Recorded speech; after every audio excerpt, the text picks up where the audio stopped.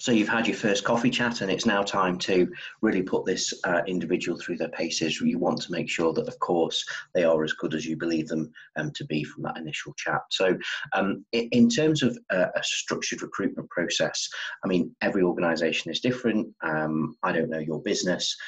You will have your own sort of ways of doing things. But the way that it works for me is that after that coffee chat, we'll invite them for a formal interview.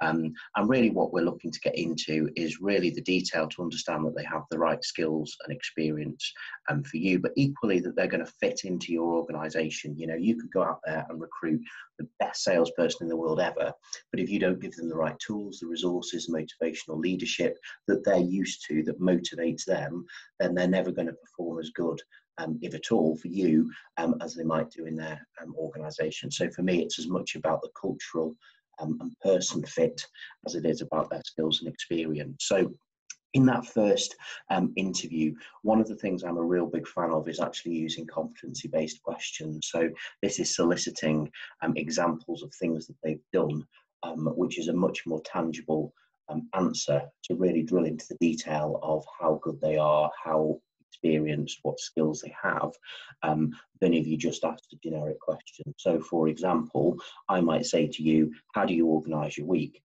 You could tell me that you keep a diary, you have a task list, you tick things off if you do them, you prioritise key things that you need to do, and you make a list of things that you delegate.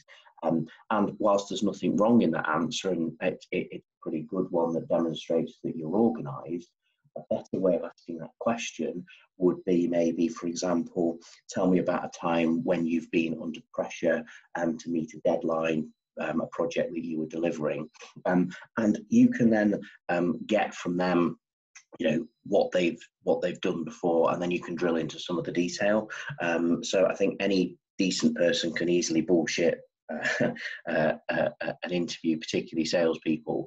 But if you actually drill into the detail, you know, if they are bullshitting you, then, you know, things perhaps won't add up, or they won't be able to give you the examples that perhaps you're looking for. So when answering a competency-based question, and this is something that I would educate the candidate on if necessary, depending on the level of seniority that they're coming into the business, is I use what's called STAR, which stands for situation, task, action and result. So what you're asking them to do is, when you answer these questions, describe the situation that you faced, then tell me about the task that you were tasked with, and then action is, well, what did you actually do? Did you actually deliver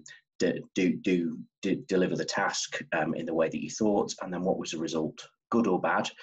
Because sometimes you might have approached the situation with a view of how you're going to do things, but when you actually started in that particular task, you may have decided to do something different. And what was the result? Was it good or bad? And I don't think there's any rhyme or reason with whether it's a good result or a bad result, as long as you learn from it. So, you know, going back to that example of organisation and that original question around, tell me about a time when you've been under a deadline to deliver something, you know, they might say, you know, I was tasked with this project, this was the problem, so this is what I was going to do about that problem, this is then what we actually did, and then this was what the result was. And that sort of answer will be much more tangible, and then you can use that as a basis for conversation. So I sort of say it's the how, the where, the why, and the what, and you can sort of drill into the details. So when you did this part of the task, what did you do here? Why did you do it that way? How did you do it?